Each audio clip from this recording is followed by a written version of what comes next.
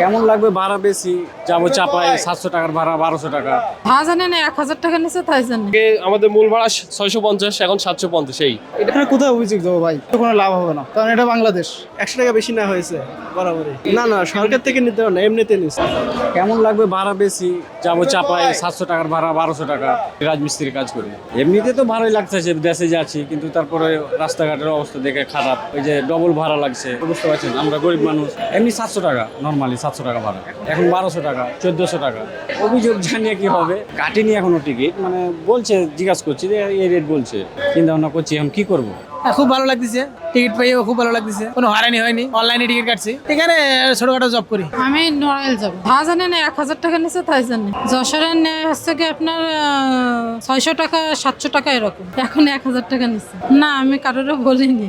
এই যে যমুনার থেকে, এটা আমি নড়াইল নামবো, যশোরের দিকে যাবে মনে হয়। আমি গার্মেন্টসে চাপ। না, আমি একা থেকে, আমার স্বামী অসুস্থ, বাড়ি থাকে। আগে আমাদের মূল ভাড়া 650, এখন 750। এই দেশের বাড়ি হচ্ছে চুয়াডাঙ্গা। মানে আগে আমাদের যে ঈদ উপলক্ষে যে ভাড়াটা বাড়াইছে 100 টাকা, আগে ছিল হচ্ছে 650 স্বাভাবিক ভাড়া, আর এখন রাখছে 750। না এটা অবশ্যই ভালো একটা উদ্যোগ, কারণ এখানে সবাই চারদিকে এখানে মানে বর্ধিত দিতেছে ভাড়াটা, এটা নিয়ে শুধু একটা কম পাবে আর কি। এভাবে যদি সব জায়গায় এরকম নিয়ম কারণ মেনেই করা হয়, তাহলে অনেক সুবিধা হবে যাত্রীদের জন্য আর কি, যাতায়াতে। আমি পড়াশোনা করি, চাকরির জন্য প্রিপারেশন নিচ্ছি আর কি। আলহামদুলিল্লাহ অনেক ভালো লাগছে, অনেক আনন্দ লাগছে। এই 7 দিনের মতো ছুটি আছে, 7 দিন পরে আবার চলে আসবো। দেখি আলহামদুলিল্লাহ, বাড়িতে তো যাই, তারপরে ফ্যামিলির সাথে অবশ্যই ভালো সময় কাটানো ইচ্ছা আছে। একটু বেশি আছে অবশ্যই আগে ছাড়া। যে আমরা আগে তো নিয়েছিলাম, আমরা হলো স্বাভাবিক যে আমরা যেভাবে যাই খুলনা থেকে, ওদের এখান থেকে ঢাকা থেকে ডাইরেক্ট কয়রাতে গাড়িতে যাই। ওই গাড়িতে আগে তো নিচে হচ্ছিল 650 টাকা, এখন সে ভাড়া হয়েছে 1200 টাকা। এখানে কোথায় অভিযোগ দেবো ভাই? তো কোনো লাভ হবে না, কারণ এটা বাংলাদেশ। এখন ঢাকা তো কয়রা যাবে গাড়ি। এখন ভাই বলি তো কোনো লাভ হবে না, কাটা তো হয়ে গেছে। ভাড়া তো 100 টাকা বেশি না হয়েছে বরাবরই। না না, সরকার থেকে নিতে হবে না, এমনিতে নিচ্ছে। আমি তো এখন কাটি না, আমি কিছুদিন আগে কাটছি, 1 সপ্তাহ আগে কাটছি। ভাই বাধ্য, আপনি তা নাহলে টিকিট পাবেন না। তাই একটা টিকিট অনেক কষ্ট করে ম্যানেজ করা লাগে। ঈদের ছুটিতে 7 দিন তো ফ্রেন্ড সার্কেল, বাসা, ফ্যামিলি সবার সাথে একসাথে এনজয় করা, মজা করা, এই আর কি। মা বাপ, ফ্যামিলি, ভাই বোন সবাই তো অনেক খুশি হয়। অনেকদিন পরে যখন ঢাকা থেকে যাওয়া হয়, খুশি হয়, এটাই স্বাভাবিক। ঈদ মানে তো আনন্দ, সবাই একসাথে হওয়া, এদের খুশি সবাই ভাগাভাগি করে নেওয়া, এটা তো অবশ্যই সবার জন্য অনেক আনন্দের একটা বিষয়। আর আইন শৃঙ্খলা রক্ষক বাহিনী অ্যাজ ইউজুয়াল যথারীতি, মানে আমার মনে হয় না খুব বেশি পরিবর্তন হয়েছে, চেঞ্জ হয়েছে। বাট গাবতলির এই জায়গাটা মানে গতবারের থেকে কিছুটা কন্ট্রোল মনে হচ্ছে।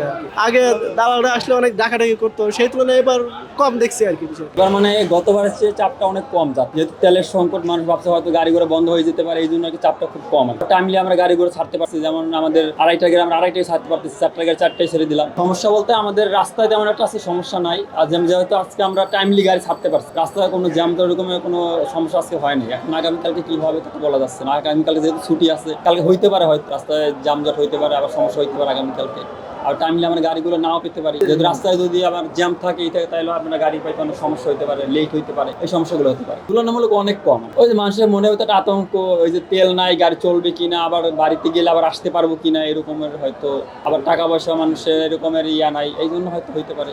অন্য গাড়ির কথা আমি বলতে পারবো না, অন্য কাউন্টের কথা আমি বলতে পারবো, যেহেতু আমাদের এই কি মালিক সঙ্গে চার্ট দেওয়া আছে, আমরা চার্ট অনুযায়ী ভাড়াটা নিচ্ছি। অনেক জায়গায় দেখা যায় আমাদের 837 টাকা ভাড়া আসতেছে, আমরা 800 টাকা নিচ্ছি। আমাদেরটা আমরা জেনুইন যেটা ওইটাই নিচ্ছি, অন্য পরিবহন তো আমি বলতে পারবো না।